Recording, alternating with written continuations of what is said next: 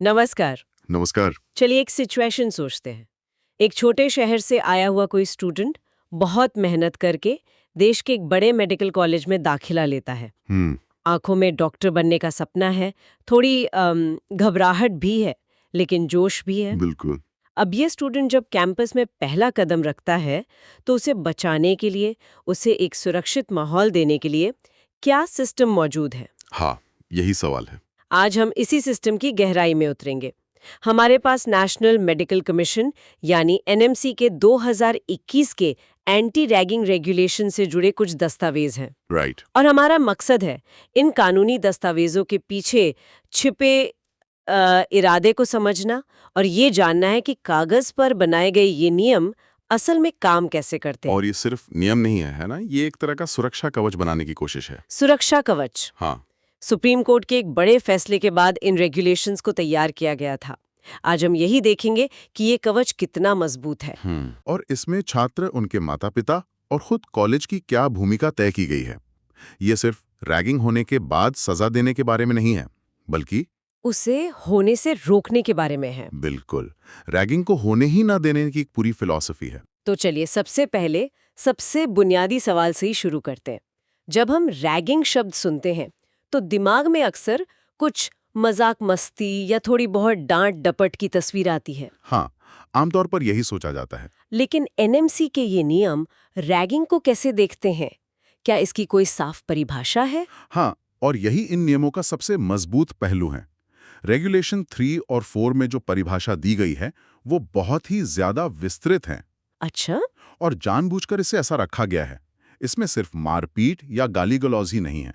इसमें कहा गया है कि ऐसा कोई भी बर्ताव, चाहे वो शब्दों से हो, लिखा हुआ हो या हरकतों से, जो किसी नए छात्र के मन में शर्मिंदगी, झुंझलाहट या डर पैदा करे, वो रैगिंग है। अच्छा, तो मतलब ये तो बहुत सब्जेक्टिव हो गया। हाँ, अगर किसी जूनियर को कोई बात बुरी लग गई तो वो रैगिंग है। तो वो रैगिंग मानी जाएगी। इसमें तो फिर बहुत कुछ आ सकता है। बिल्कुल, और यही तो इसका मकसद है। ये नियमों की सबसे दिलचस्प बात है। उदाहरण के लिए, किसी जूनियर छात्र से जबरदस्ती पैसे खर्च करवाना, जैसे कैंटीन का बिल भरवाना, या उनसे अपना कोई एकेडमिक काम जैसे असाइनमेंट या प्रैक्टिकल फाइल बनवाना।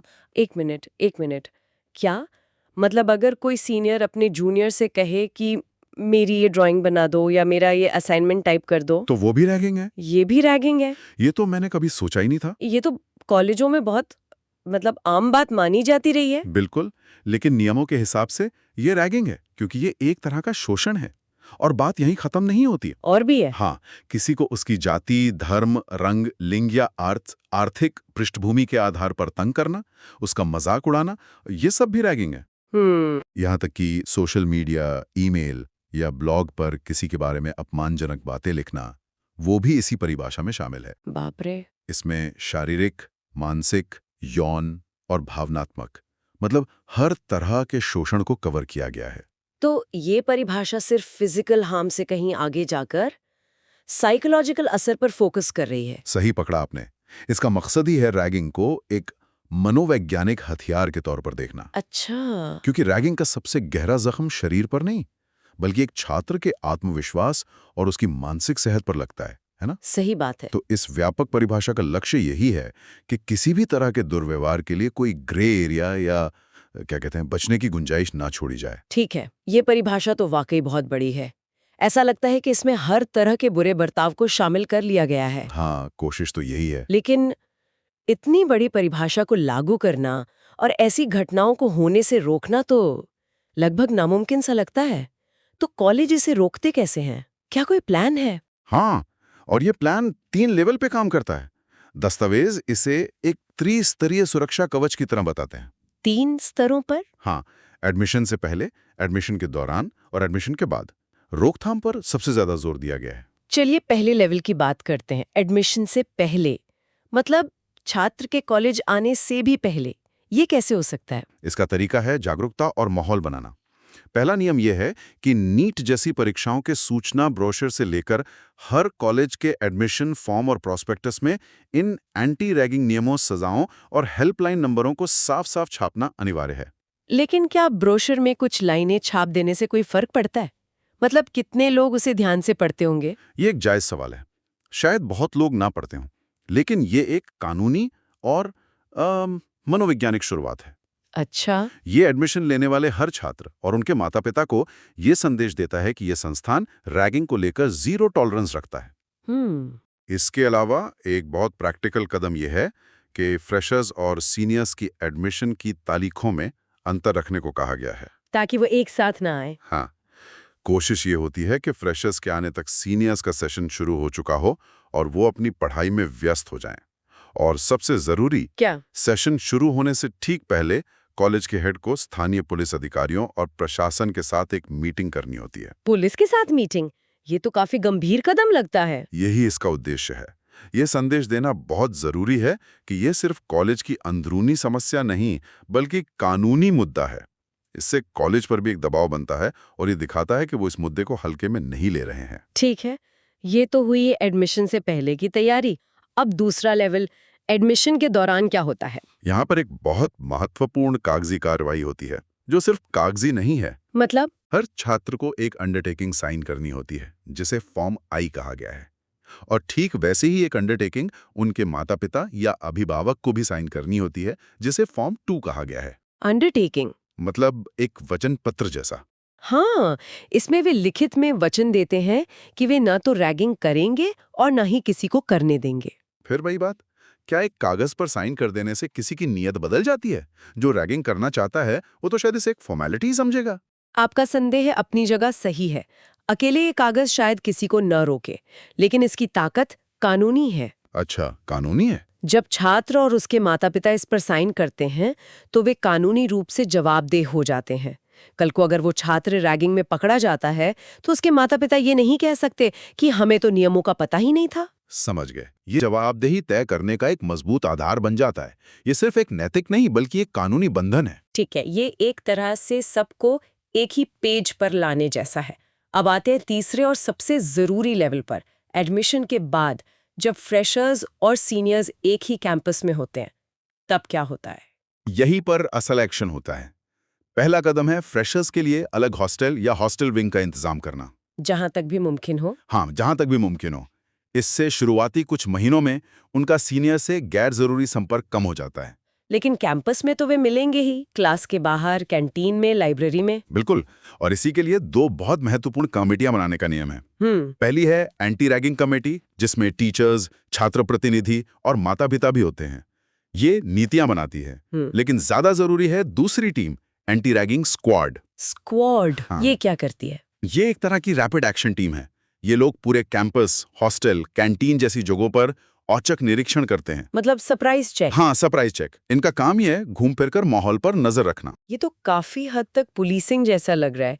क्या इसका कोई और भी पहलू है जो थोड़ा सपोर्टिव हो? हाँ, और वो इन नियमों का शायद सबसे खूबसूरत हिस्सा है। अच्छा। इसे मेंटोरिंग सेल कहा गया है। नियम 14 कहता है कि हर 5-6 फ्रेशर छात्रों के एक छोटे ग्रुप पर एक फैकल्टी मेंबर को मेंटोर बनाया जाएगा। अच्छा, एक टीचर को? हाँ, उस मेंटोर का काम सिर्फ पढ़ाना नहीं है, बल्कि रोजाना उन छात्रों से बात करना।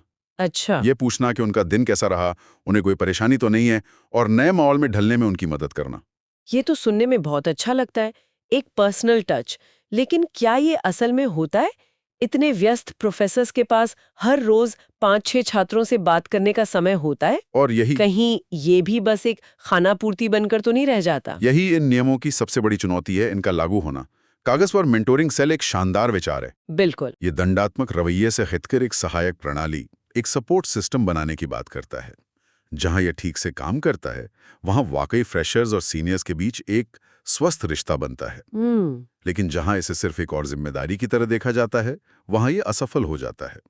नियम आपको एक ढांचा दे सकते हैं, लेकिन उसे चलाने की इच्छा शक्ति तो संस्थान को ही दिखानी होगी। बिल्कुल। ठीक है, तो मान लेते हैं कि ये सारे रोकथाम के उपाय, ब्रोशर, अंडरटेकिंग, स्क्वाड, मेंटोरिंग, इन सब के बावजूद रैगिंग की कोई घटना हो ही जाती है, तब क्या होगा? शिकायत का क्या प्रोसेस है? यहाँ पर प्रक्रिया बहुत साफ और समय सीमा में बंधी हुई है। अच्छा। सबसे पहली और चौंकाने वाली बात नियम 21 में है। वो ये कि रैगिंग की घटना की रिपोर्ट करना हर किसी के लिए अनिवार्य है। हर किसी के लिए? हाँ, यहाँ तक कि अगर कोई फ्रेशर अपने साथ हुई घटना की रिपोर्ट नहीं करता, तो उसे भी रैगिंग में साथ देना माना जा सकता है। इसे इस तरह देखिए, ये चुप्पी के कल्चर को तोड़ने की एक कोशिश है। मकसद छात्र को डराना नहीं, बल्कि उसे बोलने के लिए हिम्मत देना है। और इसी के साथ एक बहुत जरूरी सुरक्षा भी दी गई है। शिकायत करने वाले की पहचान पूरी तरह से गोपनीय रखी जाएगी। अच्छा, ये जरूरी है। हाँ, ये डर को कम करने के लिए बहुत जरूरी है। शिकायत मिलते ही एंटी रैगिंग स्क्वाड को तुरंत मौके पर जाकर जांच शुरू करनी होती है। तुरंत? और अगर मामला गंभीर लगता है तो कॉलेज के हेड के लिए 24 घंटे के अंदर पुलिस में एफआईआर दर्ज करवाना अनिवार्य है।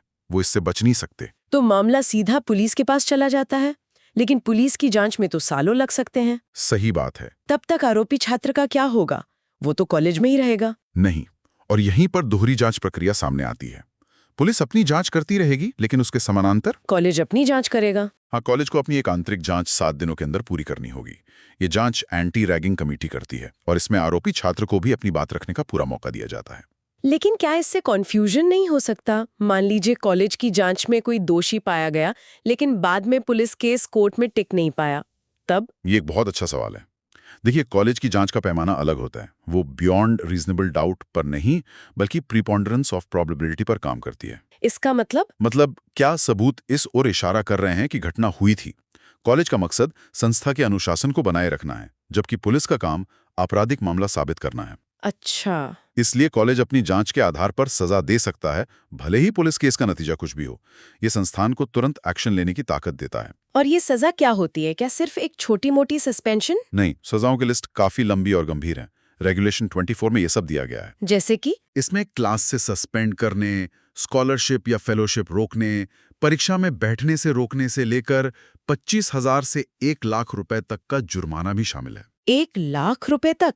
हाँ, और गंभीर मामलों में हॉस्टल से हमेशा के लिए निकाल देना, 1 से 4 सेमेस्टर के लिए रस्टिकेट कर देना, या फिर कॉलेज से ही निकाल देना? हाँ, कॉलेज से ही हमेशा के लिए निकाल देना भी शामिल है। लेकिन मुझे लगता है इन सबसे भी बड़ी एक सजा है जिसका जिक्र इन दस्तावेजों में है, और वो शायद सबसे ज्यादा असरदार होगी। आप उस स्थायी रिकॉर्ड की बात कर रहे हैं? हाँ, नियमों में लिखा है कि दोषी छात्र को जब कॉलेज से माइग्रेशन या ट्रांसफर सर्टिफिकेट दिया जाएगा तो उस पर यह साफ साफ लिखा होगा कि इस छात्र को रैगिंग के आरोप में सजा दी गई थी। बिल्कुल। ये तो एक तरह का स्थायी दाग है जो हमेशा उसके साथ रहेगा। बिल्कुल।